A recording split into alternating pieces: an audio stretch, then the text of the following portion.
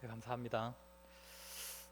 네, 이 찬양은 이제 독일의 유명한 신학자인 보네퍼라는 사람이 그 나치의 정권에 하에서 이렇게 반대하다가 감옥에 갇혀서 이제 죽음이 이제 다가오고 있음을 아는 상태에서 이제 천국을 소망하며 지은 곡으로 알고 있습니다. 가사를 그렇게 지었다고 알고 있고 독일에서는 공식 찬송가로 아마 이렇게 들어있는 걸로 알고 있는데 저도 참 개인적으로 좋아하는 찬양인데 은혜로운 찬양 감사드립니다. 지난 2주간 예배가 참 평안했습니다. 그죠? 예, 제가 설교를 안 했기 때문이다기도 하지만 예, 아, 아래 지역에서는 들을 수 없는 이 소위 저희가 약간 저쪽 동네 말투라고 하지 않습니까? 약간 윗동네 말투로 이렇게 아주 부드러운 그리고 감미로운 말투로 설교하시는 두 분이 오셔가지고 설교를 하시는데 전 참 듣고 있는데 너무 듣기가 좋더라고요. 그에 반해서 저는 강단에 서기만 하면 사투리가 더 심해지는 바람에 뭔가 좀 비교도 되고 좀 부끄럽기도 했습니다. 네. 그렇지만 오늘도 하나님께서 이 설교자의 부족함은 가려주시고 오직 말씀의 능력으로 우리 하나님을 계시하여 주시고 은혜를 허락해 주실 줄로 믿습니다. 사실 이번 주 내내 제가 갈라디아서 설교를 또 이어서 할 설교를 준비하다가 참 내내 머릿속에 맴돌았습니다. 복음, 믿음, 율법 이 반복되는 주제를 어떻게 또 다양한 말로 설교할 수 있을까? 또 어쩌면 또 너무 비슷비슷한 설교로 들려질 수도 있을 텐데 라는 생각이 들어서 참 고민이 많았습니다. 하지만 3주 만에 우리가 또 다시 갈라디아서를 듣기 때문에 뭔가 좀 새롭지 않을까 하는 생각도 들었고 그리고 무엇보다 고민하면 할수록 복음의 풍성함은 우리가 들으면 들을수록 결국 우리에게는 유익하다라는 그 확신이 들었기 때문에 다시 한번 또 계속 이어서 갈라디아서 말씀을 전하고자 합니다. 지난주에 저희 아이들에게 이런 일이 하나 있었습니다. 아내가 아이들에게 이제 딱지를 몇 장씩 사준 겁니다. 그런데 이제 그 딱지는 이제 작은 종이 상자 안에 다 포장이 돼서 들어 있었습니다. 첫째 아이는 그 딱지를 이제 뜯을 때에 아주 조심스럽게 뜯어가지고 그 상자를 그대로 잘 보관하고 있었고, 이 둘째는 교회를 한번 다니시면서 보면 알겠지만 둘째는 절대 그런 성격이 아닙니다. 그냥 있는 그대로 찢어가지고 이미 그 종이 상자는 쓰레기통에 다 들어갔습니다. 그런데 알고 보니까 그 종이 상자에는 이 딱지를 가지고 놀기 위해서 아주 유익한 정보가 적혀 있었던 거더라고요. 아이들도 처음에 모르다가 나중에 알았는데 이 동생 희찬이는 이제 그 딱지 그 종이 상자가 이미 없지 않습니까? 그러니까 계속 이제 보고 싶을 때마다 형아 거를 가지고 들고 가서 보는 겁니다. 근데 이제 그것을 계속 들고 가니까 이제 첫째도 짜증이 나서 그것을 힘으로 다시 빼앗아 온 것이죠. 그랬더니 둘째가 이제 짜증을 내면서 이제 울기 시작했던 적이 있었습니다. 그래서 제가 가서 그 상황을 다 들어보고는 정리를 해줬습니다. 이건 형아 거니까 동생 네가 보고 싶으면 형의 허락을 받고 봐라. 형아한테도 동생이 좀 빌려달라고 하면 한 번쯤 양보하고 빌려주기도 해라 이렇게 정리를 했습니다. 그런데 이게 제가 이렇게 이제 차근차근 설명하는 이 말이 싸우기 전이라면 좀 통했을 건데 이미 한바탕 치르고 난 뒤에 한 말이니까 절대 양보가 없는 겁니다. 둘째도 제가 너 부드럽게 말해 형한테 이러니까 형 빌려줘 막 이렇게만 하고 이게 절대 부드럽게 말 안 하고 첫째도 평상시라면 그래 빌려줬을 건데 싫어라고만 얘기를 하는 거예요. 그러면서 너 거는 네가 이미 찢어버렸잖아. 그러니까 이건 내 거라고 이렇게 고집을 피우는 겁니다. 그러니까 이 둘째가 제가 지금 지켜보고 있는데도 제 눈앞에서 형 거를 갑자기 뺐더니 형 거도 찢어버리는 거예요. 그래서 딱 이렇게 그 순간 당연히 둘째는 제게 손뼉이 잡혔고 저랑 1대1로 방 안에 들어가서 저를 대면하기 시작했습니다. 제가 한 소리를 하고 나서는 너가 형 거 찢어놨으니까 너 당장 이거 다시 원래대로 만들어놔. 제가 이렇게 말을 했죠. 제 말의 의도가 무엇이었겠습니까? 7살짜리한테 너 진짜 다시 만들어놔 이거였겠습니까? 당연히 반성을 하고 용서를 구하라 이런 의도 아니었겠습니까? 그런데 아직 7살이라 제 말의 의도를 몰랐던 걸까요? 갑자기 나와가지고 그 들고는 유리 테이프 뜯어가지고 붙이기 시작하는 겁니다. 이거를 다시 너무 당황스러워가지고 근데 일단 제가 말을 뱉었지 않습니까? 너가 용서받고 싶으면 이걸 원래대로 만들어놔 라고 했기 때문에 일단은 기다려야 하는 거죠. 그래서 저는 그날이 수요일이어가지고 이제 설교 준비한다시고 다시 방으로 들어가고 첫째랑 엄마는 이제 도서관 가고 둘째만 거실에 혼자 남아서 꽤 오랜 시간 계속 붙이고 있었던 겁니다. 저는 이제 까먹고 있었어요. 설교 준비를 한다고 까먹고 있는데 이제 둘째가 들어와서는 아빠 다 했어요 이러는 겁니다. 이 녀석 뭐지 생각하고 봤는데 생각보다 너무 잘 붙인 겁니다. 처음 봤을 때 느껴지는 거는 그랬는데 이제 제가 이제 어쨌든 훈계를 해야 되지 않습니까? 그래서 제가 이제 말을 했죠. 이제 그 희찬아 잘 봐. 이게 아까 원래 그 상태와 똑같아 보이냐? 아니다. 이 테이프 덕지덕지 붙여가지고 굉장히 지저분해졌고 이젠 뚜껑을 열 수도 없고 이젠 딱지를 담을 수도 없다. 너가 이제 어떻게 해야 되겠냐? 너는 아빠가 말했던 그 요구 원래대로 돌려달라는 그 요구를 이루지 못했다. 그래 어떻게 해야 되겠냐? 형한테 가서 보여주면서 미안하다 용서를 구해라 라고 말했습니다. 희찬이는 분명 죄를 저질렀습니다. 7살짜리가 뭐 종이 하나 찢은 거 가지고 무슨 죄라고 합니까? 라는 표정으로 지금 보고 계시는데 오늘 설교를 예로 들려고 하는 말입니다. 희찬은 종이 상자를 찢어버리는 잘못을 저질렀습니다. 제가 뭐라고 했습니까? 원래대로 돌려놔 다시 만들어. 물론 제 의도가 그게 아니었더라도 만약에 그 아이가 이 종이 상자를 원상복구를 시켜낼 수 있었다면 저는 더 이상 그 아이를 꾸짖을 수도 없고 벌할 수도 없고 야단을 쳐서도 안 됩니다. 그러나 세상에서 찢어진 종이를 원상복구시키는 능력을 가진 사람은 단 한 사람도 없습니다. 단지 7살이라서 그걸 못하는 것이 아니라 세상의 모든 사람은 그것을 원래대로 돌려놓을 수 있는 능력이 없습니다. 행위로서는 그런 잘못을 극복할 수 없는 것이죠. 그러니 다른 방법이 필요한 겁니다. 희찬이의 경우에는 형에게 용서를 구하고 형의 용서를 받는 것입니다. 종이를 다시 붙이는 것으로서는 해결할 수가 없으니까 그 문제는 다른 방법으로 형이 나를 용서해 주는 것으로 해결해 달라고 그 방법만 구할 수밖에 없는 것이죠. 이야기가 조금 길었는데 오늘 본문 내용을 이해하실 때에 아마도 이 이야기가 조금은 도움이 되지 않을까 해서 전해드렸습니다. 오늘 읽은 본문은 지난 설교와 내용적으로 이어집니다. 지난 설교 본문의 핵심은 아브라함이 그러니까 이스라엘의 시초이자 믿음의 조상이라 할 수 있는 그 아브라함이 믿음으로 의롭게 되었다라는 그 내용이었습니다. 유대인들 그러니까 거짓 교사들이 그들이 주장하는 것처럼 율법을 행함으로써가 아니라 믿음의 시작이라고도 할 수 있는 그 아브라함부터 믿음으로 의롭다함을 받았다라는 것이죠. 그렇게 아브라함이 믿음으로 의롭게 되고 하나님의 믿음으로 하나님의 복을 받았던 것처럼 아브라함의 후손들 오늘날 하나님을 믿는 영적인 아브라함의 후손들 모두도 동일하게 믿음으로만 아브라함에게 주어진 그 복을 같이 받을 수 있다. 이것이 지난 설교의 핵심이었습니다.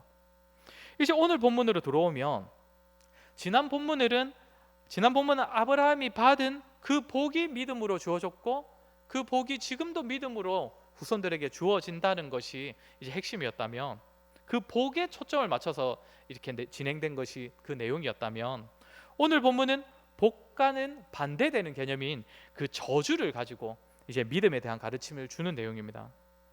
오늘 본문을 보시면 온통 구약 성경을 인용한 구절들로 구성되어 있습니다. 14절은 이제 뭐 지난주 설교까지 다 포함해서 이 본문의 내용을 이렇게 마무리하는 또 종합적인 결론을 내리는 구절이고 10절부터 13절까지를 보시면 그 4절이 각 절마다 구약 성경을 인용하여서 바울이 가르침을 주는 것입니다.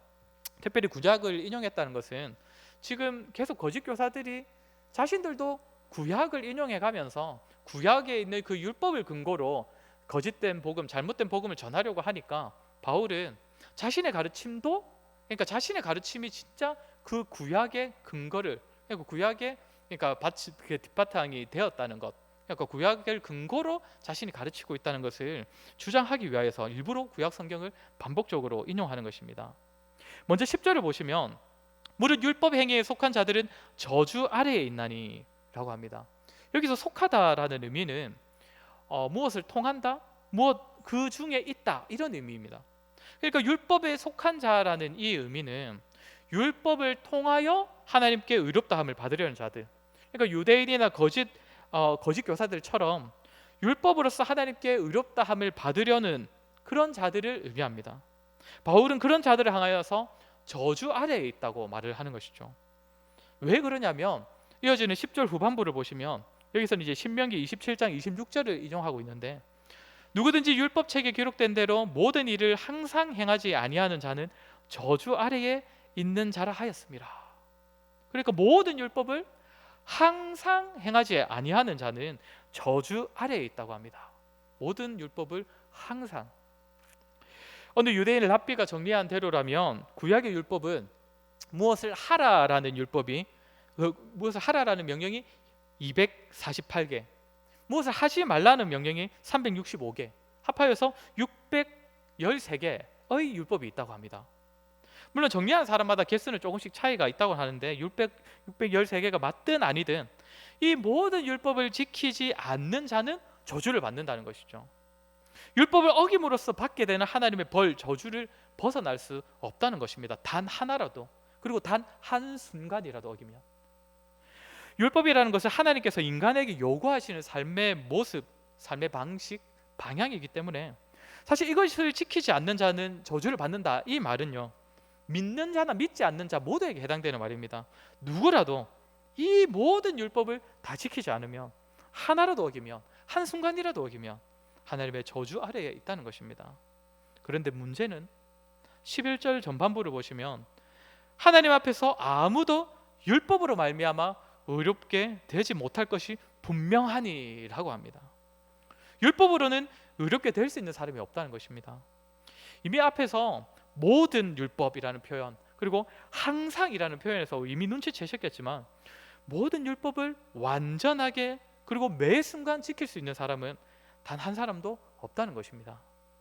이것은 제 아무리 어려서부터 율법을 귀에 못이 박히도록 계속적으로 듣고 율법을 배우고 외우고 노력하여서 정말 율법 아니면 구원받을 수 없구나라고 생각하여서 율법에 목을 메었던 자라도, 그렇게 율법으로 구원받고자 노력했던 그런 사람이라도 율법으로는 의롭게 되지 못하는 것이 분명하다라고 바울이 구약 성경을 인용하면서 말을 하는 것이죠. 우리가 성경에서 많은 믿음의 사람을 만나지만 짧게 기록된 사람 외에 좀 길게 기록된 사람, 모든 사람들이 사실상 율법적으로는, 그러니까 행위로서는 완전하지 못하다는 것을 우리는 이미 다 잘 알고 있지 않습니까? 아브라함, 야곱, 모세, 다윗, 신약에 와서는 베드로, 바울, 저마다 결함이 있고 다 부족함이 있는 사람들이었습니다. 율법의 기준으로 보자면 그들 모두도 당연히 저주받아 마땅한 사람들입니다. 그리고 사실 우리 자신을 보아도 그렇지 않습니까? 많은 성도들이 한 해를 마무리하고 새로운 한 해를 시작할 때 여러 가지 다짐들을 합니다. 성도들은 사회생활에서도 좀 새롭게 시작해 보려고 이제 마음을 다잡고 이제 다짐을 하지만, 특별히 성도들은 하나님 앞에서 신앙적인 측면에서도 내가 좀 이번에는 올해는 이렇게 살아봐야지, 이렇게 해봐야지, 이런 다짐들을 많이들 해봅니다. 여러분 중에서도 분명 그런 분이 계실 것입니다. 그렇다면 여러분, 올해가 아직 반도 채 지나지 않았는데 돌아보시면 어떻습니까? 만족하실 만합니까? 하나님 앞에서 부끄럽지 않으신 모습입니까? 아니, 한 번이라도 하나님 앞에서 다짐하고 마음먹은 대로 살아내어 보신 적 있으십니까? 아마 대부분은 해마다 세웠던 그 계획들, 하나님 앞에서 가졌던 그 다짐들이 반복적으로 무너지고 또 실패하는 것을 통하여서 다시 한번 자신의 부족함과 무능함과 죄인됨을 맛보는 기회가 되셨을 것입니다. 결론적으로 사람은 뭔가 요구되는 율법을 완전하게 지키는 것으로서는 문제를 해결할 수 없다는 것입니다. 희찬이가 찢어진 종이 상자를 제 아무리 공을 들여서 붙이고 고쳐도 완전하게 회복시킬 수 없었던 것처럼, 그래서 아빠에게 혼날 만한 그 아빠의 벌과 저주를 벗어날 수 없었던 것처럼 모든 사람은 사실상 율법을 가지고서 행위로서는 죄를 벗어날 수 없고, 죄송합니다. 희찬이 얘기하니까 희찬이 목소리가 밖에서 들리고 있네. 죄를 벗어날 수 없고 나아가 그 방식으로는 결코 의에 이룰 수 없습니다. 작은 것 하나라도 범하면 완전한 죄인이기 때문입니다. 여기서 우리가 하나 생각해 볼 것은 하나님 보시기에 죄가 무엇이냐라는 겁니다. 좀 전에 살폈듯이 죄는 완전하게 행하지 못하는 것을 죄라고 합니다. 완전하지 않은 상태, 완전하지 않은 모습, 행위, 잘못된 점이 하나라도 있다면, 한순간이라도 그런 모습을 지녔다면 그것은 죄입니다. 그리고 그런 죄를 지닌 모든 자는 하나님의 저주 아래에 있고 우리는 그런 상태에 놓인 사람들을 향하여서 죄인이라고 부릅니다. 그렇게 우리가 짓는 모든 잘못은 그것이 크든 작든 우리가 죄인 되었다는 사실을 확인시켜주는 도구입니다. 물론 성경에도 보면 상대적으로 심각한 죄가 있고, 그러니까 무거운 죄가 있고, 반대로 상대적으로 가벼운 죄가 있습니다. 그리고 그 죄의 경중에 따라서 이 땅에서 받는 처벌의 강도도 차이가 있습니다. 누구는 돌에 맞아 죽기도 하고 누구는 돈으로 배상하기도 합니다. 그러나 그 무거운 죄와 가벼운 죄가 가져오는 영적인 결과는 다 똑같습니다. 크든 작든 순간적이든 지속적이든 지은 죄는 모든 사람을 영적으로 타락한 죄인으로 규정하는 동일한 죄라는 것입니다. 성경에서는 큰 죄인, 작은 죄인, 누구는 지옥 갈 죄인이고 누구는 지옥에 갈지도 모르는 정도의 죄인이라고 말하지 않습니다. 모든 죄, 모든 불법은 그 사람을 지옥에 갈 죄인, 하나님의 저주를 받아 마땅한 죄인으로 규정할 뿐입니다. 그렇게 성도 여러분, 비록 우리는 율법이 아닌 믿음으로 구원받고 죄에서 자유함을 얻었다는 사실을 믿는 자들이지만 하나님 보시기에 죄가 무엇인가 하는 이 관점은 늘 우리가 염두하면서 살아야 합니다. 우리 삶에서 우리가 짓는 큰 죄, 작은 죄, 그 둘 모두가 하나님 보시기에는 동일한 죄이고 동일하게 사람을 죄인으로 만들고 그렇게 그 둘 모두가 사람들을 지옥으로 이끌고 가는 죄일 뿐입니다. 이 점에서 있어서는 죄가 크냐 작냐 무겁냐 가볍냐 그런 생각을 하지 않아도 되는 것이죠. 세상에서는 죄를 따질 때 항상 죄의 경중을 따집니다.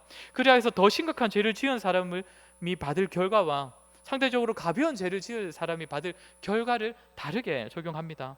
사형으로부터 그리고 때로는 말로써 경고하는 정도로 그렇게 처벌이 다양합니다.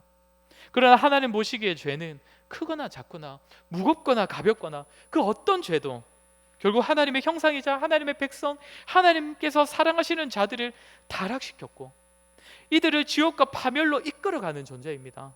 크거나 작거나 모든 죄의 결과는 동일하다는 것입니다. 하나님 보시기에 죄는 다 똑같습니다. 심판받아야 하고 저주받아야 할 대상입니다. 여러분, 우리 역시 아버지이신 하나님을 닮아서 죄에 대하여서 이런 마음가짐, 이런 감각이 있어야 할 것입니다. 마치 세상이 죄의 크고 작음을 따지는 것처럼 정말 심각한 죄는, 우리가 짓는 심각한 죄는 하나님 앞에서도 뭔가 심각성을 느끼고 하나님 앞에서 두려운 마음을 가지지만 상대적으로 가벼워 보이는 그런 죄는 우리 역시도 마음으로 가볍게 여기는 그런 모습들, 사실 그것은 옳지 않은 것이죠. 그 작은 죄, 그 가벼운 죄가 우리를 저주받을 죄인으로 만들었기 때문입니다. 그렇게 사랑하는 성도 여러분, 지금도 삶에서 반복되는 죄가 있다면, 사실 반복되는 죄라는 것은 그만큼 가볍게 여긴다는 의미 아니겠습니까? 그렇게 가볍게 여겨서 반복되고 있는 그런 우리의 삶에 일상적으로 짓고 있는 죄가 있다면 결코 그 죄를 가볍게 여기지 마시기 바랍니다. 하나님의 관점으로, 하나님의 마음으로 우리가 짓는 크고 작은 죄들을 바라보시고 어떻게든 그 죄를 벗어나고 피하고 멀리하는 우리가 되어야 할 것입니다. 이제 11절 후반부를 보시면 이렇게 율법은 모든 사람들을 죄인으로 만들 뿐이기 때문에 의인이 되는 길은 오직 믿음뿐이다 라는 말을 합니다.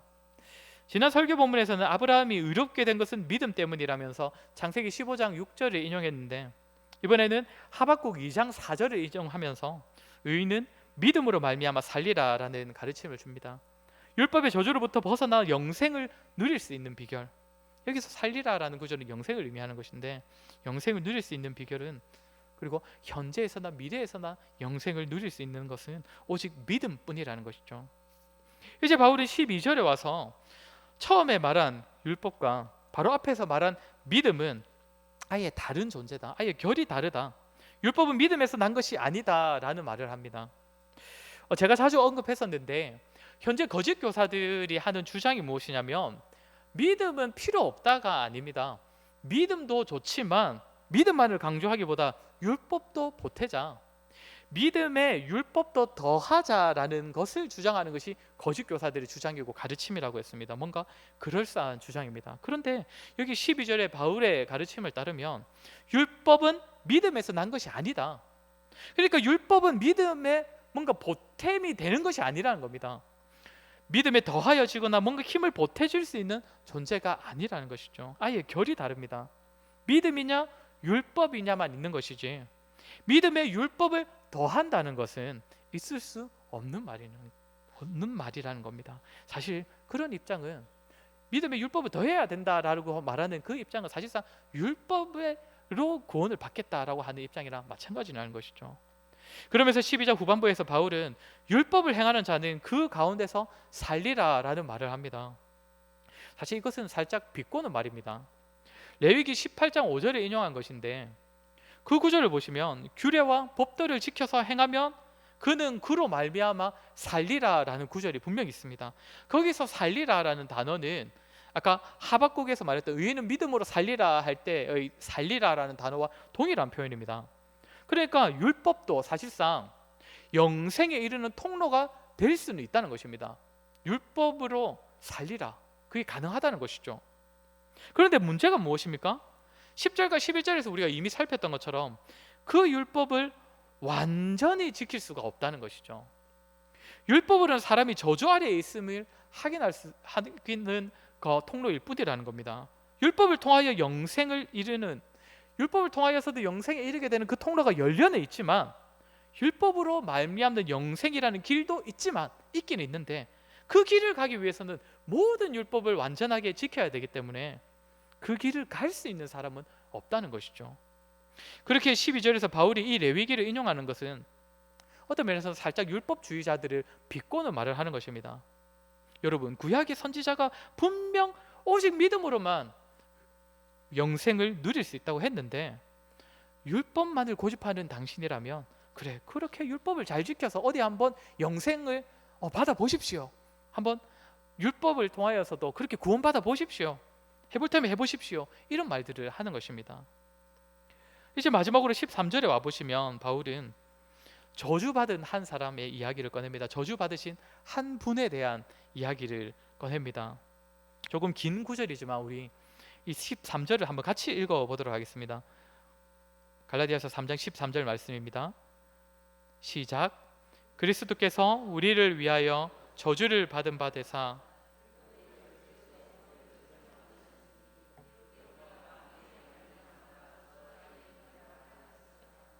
아멘. 율법의 저주에 대한 이야기를 다시 한번 꺼냅니다. 우리가 성경에서 아주 중요한 구절 중에 하나인데, 여기를 보시면 그리스도께서 우리를 위하여 저주를 받은 바 되셨다라고 합니다. 그리하여서 율법의 저주에서 우리를 속량하셨다라고 합니다. 속량하다라는 말은 값을 대신 치른다라는 의미입니다. 본래 누군가의 종이었던 자가 누군가가 그 자의 몸값을 대신 치러줌으로써 종에서 자유롭게 해주는 것을 가지고 속량한다라는 단어를 사용합니다. 그리스도께서 율법의 저주에서 우리를 속량하셨다라고 합니다. 그러니까 우리가 받아야 할 그 저주를 갚아주셨다는 겁니다. 그러면 우리에게 있던 저주는 당연히 없어지게 되는 것이겠죠. 그런데 우리가 받을 저주를 어떻게 속량하셨다라고 합니까? 가장 먼저 말한 것이죠. 그리스도께서 우리를 위하여 저주를 받은 바 되사. 그러니까 다른 무언가로서 우리의 저주의 값을 치르신 것이 아니라 우리가 받아야 할 저주를 대신 받으시는 방식으로서 우리에게 임할 저주의 값을 치러 주셨다고 합니다. 우리에게 주어진 그 저주를 그리스도께서 다 가져가신 겁니다. 그리고 이것을 증명해 보여주는 것이 바로 그리스도의 십자가입니다.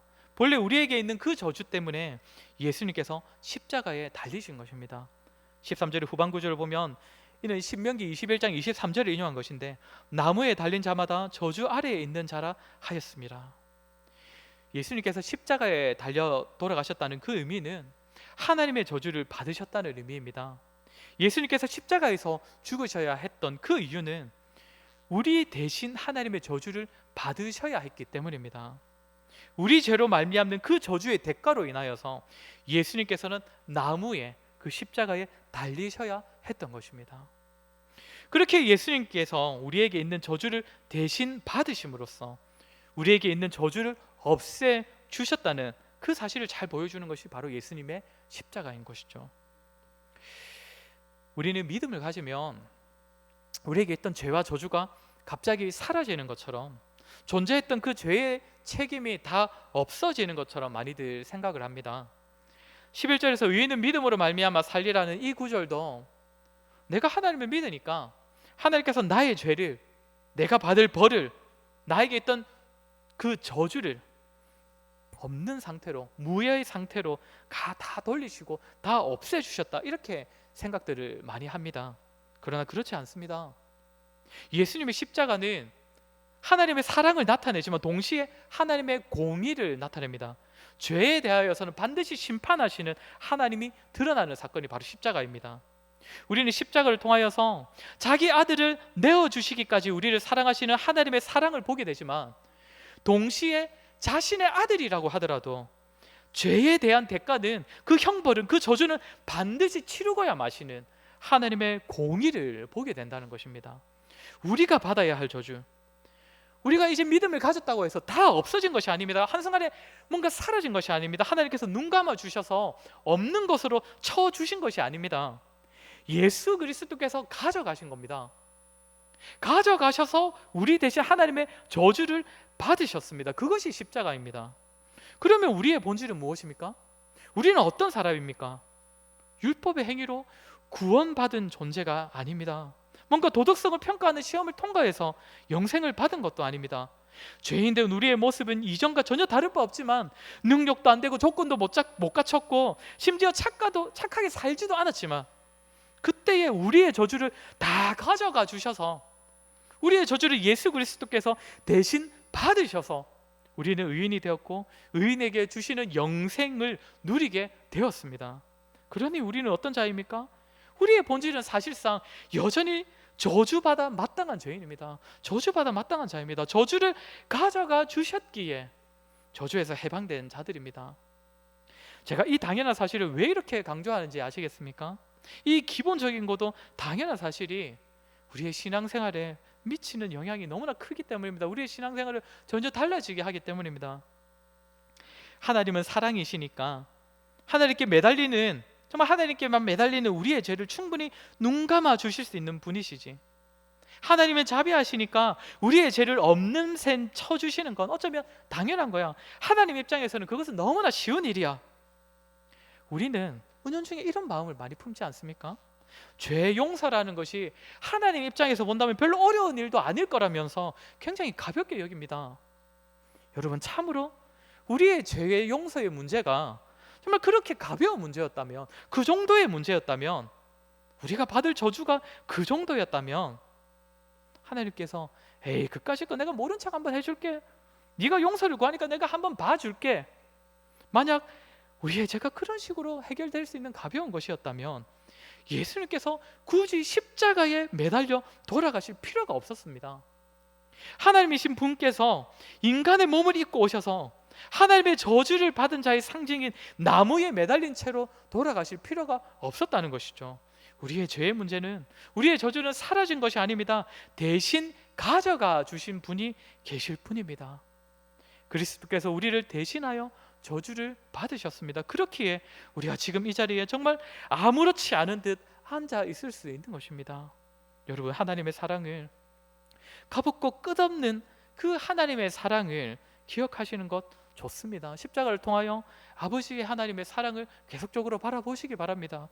그러나 그와 동시에 죄에 대하여서 진노하시는, 또한 반드시 벌하시는 자신의 친아들조차도, 그것도 자신이 받을 저주가 아니라 죄인인 다른 인간들의 받을 그 저주를 대신 가지고 있는 자신의 친아들까지도 십자가에서 저주하시고 벌하시는 공의로우신 아버지 하나님도 바라보시기 바랍니다. 그래야 우리는 아버지 하나님 앞에서 더욱 겸손하고 헌신된 성도로 살아갈 수가 있습니다. 나는 믿음이 있으니, 죄 용서 받았으니 이제 마음대로 살아도 된다, 이렇게 생각하는 분이 계시다면 사실 맞습니다. 내 마음대로 살아도 율법의 저주는 이제 우리 더 이상 우리에게는 없습니다. 그러나 동시에 기억해야 합니다. 현재 내가 마음대로 살아가고 가볍게 여기기에 쉽게 짓고 있는 그 나의 죄, 현재 내가 가볍게 여기고 있는 그 죄 때문에 하나님께서는 자신의 친아들을 십자가에 매달려 죽게 하셨습니다.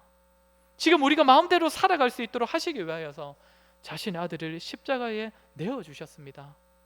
그 사실을 알면서도, 그 사실을 믿으면서도 배은망덕한 자식처럼 살아가실 성도는 감히 없을 것입니다.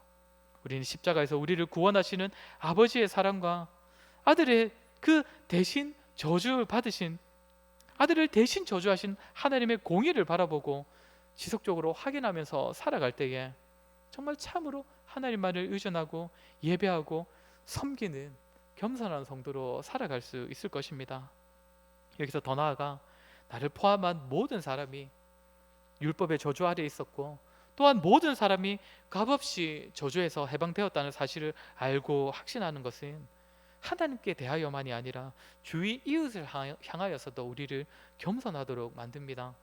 지금 내 옆에, 내 앞에, 내 뒤에 앉아있는 성도님들 뿐만 아니라 한국교회와 세계교회 모든 성도들 모두가 다 본질상 저주받아 마땅한 자이고, 또한 모두가 예수 그리스도께서 대신 저주를 받으심으로써 영생에 이르게 된 자들입니다. 단 한 사람도 예외가 없습니다. 아버지께서 동일한 처지에 놓인 자들에게 동일한 사랑을 베푸셨습니다. 예수 그리스도께서 하나님의 모든 백성들을 동일한 방식으로 구원하셨습니다. 택하신 모든 자녀들에게 그들의 저주를 대신 받으셔서 영생을 누리도록 하셨습니다. 그렇기에 과연 누가 더 나은 자겠습니까? 누가 더 잘난 사람이겠습니까? 누가 하나님께서 누가 더 사랑하시고 누가 하나님께서 더 기뻐하시는 자겠습니까? 누가 더 가진 자이고 누가 더 뛰어난 권세를 가진 자겠습니까? 아무도 뛰어나지도, 아무도 뒤처지지도, 아무도 더 잘나지도, 아무도 더 못나지도 않습니다. 세상에서 좀 부자라고 하더라도 그 역시도 본질상 하나님의 진노의 대상이었고, 세상에서 가난하고 소외된 그 약자라고 하더라도 그를 위해 예수님께서 저주를 대신 받으셨습니다. 나아가 이 세상에 대하여도 불신자들을 향하여서도 현재까지는 율법의 저주에서 별로 벗어나지 못한 것 같은 그런 모습으로 보이지만 아버지의 뜻과 계획은 우리가 다 알 수 없기 때문에 이 세상의 불의한 자들을 대할 때도 우리가 믿는 자로서 자신감은 가지고 대할 수 있지만 그들 앞에서 우리가 우월함으로 대할 수는 없는 것입니다. 우리 역시도 저주받아 마땅한 자이고 우리 역시도 저주를 대신 가져가 주셨기 때문에 영생을 누리는 자이기 때문입니다. 마지막으로 가장 먼저 언급했던 구절을 다시 한번 보고 설교를 마치도록 하겠습니다. 율법에 속한 자는 저주 아래에 있다고 했습니다. 여전히 율법을 의존하여서 율법으로서 하나님께 의롭다고 여김을 받고 싶어하는 자들은 저주 아래에 있는 자들이라고 했습니다. 혹 자신의 행위나 헌신이나 쌓은 공로들을 의지하여서 하나님께 인정받고 싶어하는 분들 계십니까? 그리스도께서 저주를 다 가져가셨는데 왜 저주 아래에 있는 자들처럼 살아가려고 하십니까? 사랑하는 성도 여러분, 우리의 행위에서, 우리의 노력과 헌신에서 눈을 돌려서 예수 그리스도의 십자가를 바라보시기 바랍니다. 그 십자가 위에서 우리가 받아야 마땅한 그 하나님의 저주를 우리를 대신하여 받으신 예수 그리스도를 바라보시기 바랍니다. 그 십자가에서 아버지 하나님의 사랑과 공의를 날마다 확인하시고 날마다 마음 가운데 되새기시길 바랍니다. 그리고 그 마음으로, 그 심정으로 하나님 앞에서, 이웃 앞에서 참 성도, 거룩한 성도로 살아가시는 저와 여러분이 되기를 주의 이름으로 간절히 소원합니다. 우리 말씀을 기억하며 같이 한번 기도하도록 하겠습니다. 사랑하는 성도 여러분, 삶에서 짓는 죄와 그 죄를 위한 예수 그리스도의 십자가를 바라보실 때에 어떤 마음을 품게 되십니까? 예수 그리스도의 십자가는 우리의 죄의 문제를 해결해 주었지만 그렇기에 죄에 대하여 무감각해지라고 말하지는 않습니다. 우리는 그리스도의 십자가에서 아버지 하나님의 사랑과 죄에 대한 하나님의 무서운 진노, 하나님의 공의를 같이 보아야 합니다. 우리 이 시간에 기도합시다. 기도할 때 하나님, 죄에 대하여서 무감각한 자가 되지 않도록 도와주시옵소서.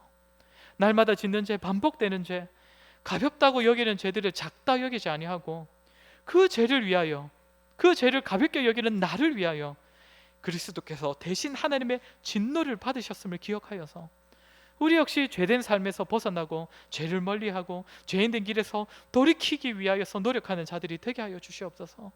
죄인된 자를 위한 그리스도의 십자가를 바라볼 때마다 하나님 앞에서 또한 다른 이웃들 앞에서 한없이 겸손해지는 우리가 되게 하여 주시옵소서. 우리들은 말씀을 기억하며 같이 기도하도록 하겠습니다. 기도하겠습니다.